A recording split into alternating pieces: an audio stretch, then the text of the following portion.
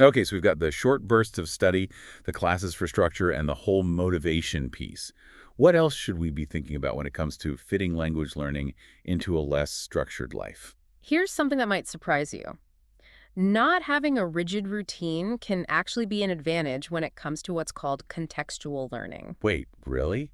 How can that be a good thing? Well, research has shown time and time again that we learn most effectively when we connect language to real life situations. So moving beyond the textbooks and flashcards, Every- actually using the language. Exactly. And that's where having that flexibility, not being tied to a set schedule, can really shine. You can take advantage of those opportunities to use the language as they pop up naturally throughout your day. This is making me completely rethink how I approach language learning. I'm so used to trying to schedule it in. It's a sheepin mindset for sure. Okay, so give me some specific examples.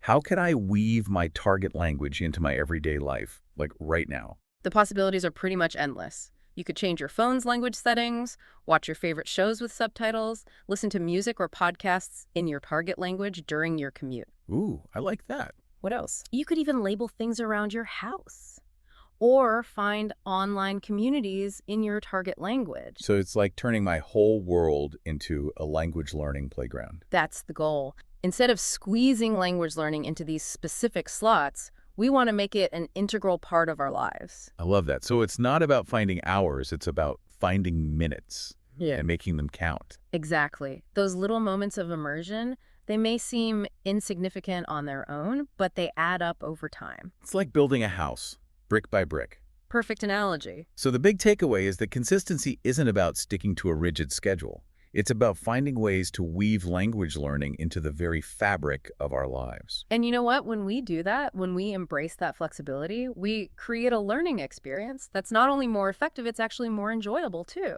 I love that. It takes the pressure off and opens up so much possibility. Exactly. But I'll be honest, I still struggle with motivation sometimes, especially when life gets crazy. Do you have any tips?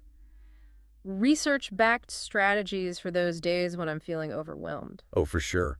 That's something I've definitely dealt with too.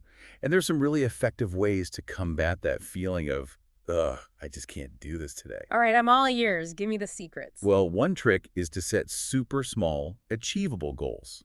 Like instead of aiming for a full hour of study, maybe you commit to learning just 5 new vocabulary words or reading 1 page of a book in your target language. So bite-sized goals that feel less daunting. I like that. Right. And ticking those off your list can give you a real sense of accomplishment. It's funny how such a small shift in thinking can make such a big difference. Totally. It's almost like tricking your brain into feeling successful, which then makes you want to do more. Love it. And there's actually research to back this up too. There's a whole body of work on how small wins can create momentum and increase motivation over time. It's all about building that positive feedback loop. But what about when even those tiny goals feel too much? Like those days when you're just completely drained. What then? I've been there.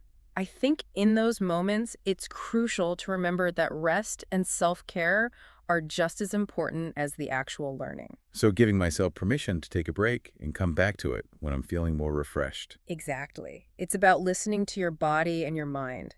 And sometimes that means stepping away for a bit, because pushing yourself when you're already exhausted can actually be counterproductive. It's like that saying, you can't pour from an empty cup. Right.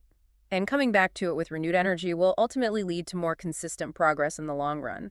We've got to remember that language learning is a marathon, not a sprint. I love that analogy. And it ties into something we talked about earlier, the idea of embracing the ups and downs. There will be days when you're super motivated and you feel like you're making tons of progress, and there will be days when you just want to give up. Absolutely. It's all part of the process. And it's especially important to remember this when you don't have a rigid routine to fall back on. Because without that external structure, it's even more crucial to cultivate that internal sense of self-discipline and motivation. So finding ways to stay inspired and connected to your language learning goals, even when life throws you curveballs. Exactly. And I think one of the most effective ways to do that is to find a community. Oh yeah, like a group of people who are on the same journey as you. Exactly. It could be a local language meetup group, an online forum, or even just a few friends who are learning the same language. Having that support system can make a world of difference. It's like having cheerleaders on the sidelines, cheering you on and helping you stay accountable. Exactly. And it also taps into what's called social learning theory, which basically emphasizes the power of learning from and with others. Makes sense. We're social creatures after all. We're wired to learn and grow together. Exactly. And language learning is no exception. So if you're feeling stuck or unmotivated, reach out to others who are on the same path. You'll be amazed at how much support and inspiration you can find. I love that. It's like that saying, if you want to go fast, go alone. But if you want to go far, go together. Beautifully put. So we've talked about a lot of great strategies for staying consistent without a strict routine.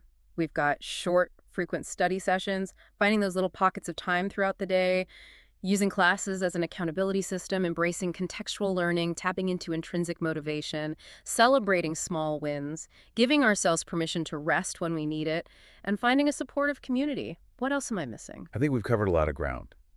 But there's one more piece of the puzzle that I think is especially relevant for those of us who don't have a set routine for language learning, and that's technology. Oh yeah, tech can be a game changer. For sure. But it can also be a bit of a double-edged sword. Like there are so many apps and resources out there that it can be overwhelming to know where to start. So true. So how do we harness the power of technology without getting lost in the sea of options? What should we keep in mind? Well, first and foremost, I think it's crucial to be strategic and intentional about how you use technology for language learning.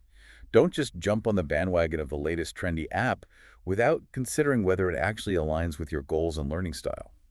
So before downloading anything, take a moment to think about what you want to achieve and how you learn best. Exactly.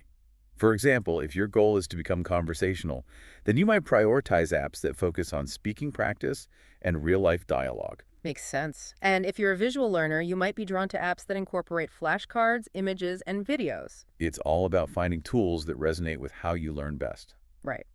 Now, in terms of incorporating technology into a non-routine lifestyle, I would recommend looking for resources that offer flexibility and bite-sized learning opportunities. So apps that allow you to squeeze in a quick lesson while you're waiting for your coffee to brew or during your commute. Exactly. Microlearning is a powerful strategy for busy language learners.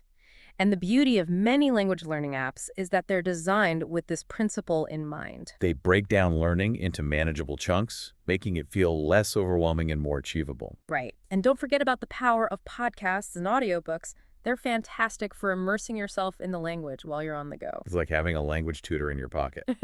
But I think it's important to acknowledge that while technology can be incredibly helpful, it's not a magic bullet. Mhm. Real-world experiences are still crucial for developing fluency and confidence. Couldn't agree more. Like, no matter how many language learning apps you use, you're not going to become fluent just by staring at your phone. You need to actually get out there and use the language in authentic situations. Exactly. And even if you don't live in a country where your target language is spoken, there are still ways to create those immersive experiences. Give me some ideas. Well, you could join a local language meetup group, find a language exchange partner online, or even try attending cultural events in your city. Oh, I love those. And sometimes the simplest things can be the most effective. Like, just changing the language settings on your phone or social media accounts can make a big difference in your daily exposure to the language. Absolutely. It's about creating that mini immersion environment, even if you're not physically in a country where the language is spoken. Okay, so we've got technology as this powerful tool, but always remembering to balance it with those real-life experiences. Anything else we need to keep in mind as we wrap up this deep dive? I think one final crucial point is to remember that the journey to fluency is a marathon, not a sprint. There will be days when you feel motivated and energized, and there will be days when you feel discouraged or overwhelmed. It's all part of the process. Exactly. The key is to be kind to yourself, celebrate your wins, and embrace the ups and downs. Remember, every step you take, no matter how small, is bringing you closer to your language learning goals.